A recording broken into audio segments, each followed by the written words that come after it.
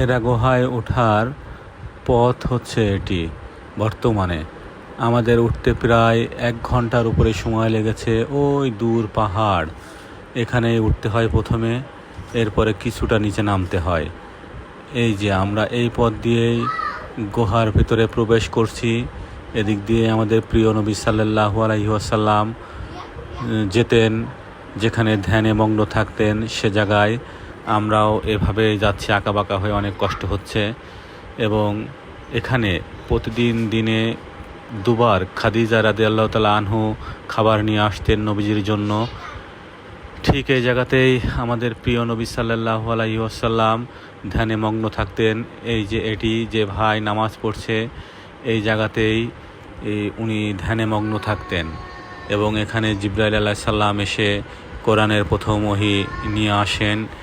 এই জায়গা, এখান থেকে আমরা মক্কা প্রায় 12 কিলোমিটার হবে বলছে এখানকার মানুষ অনেকে। এই যে উপর থেকে হেরা গুহাটা এমনই লাগে দেখতে।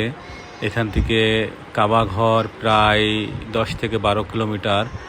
দেখা যায় ওই দূর ক্লক টাওয়ার, বেশ দূর।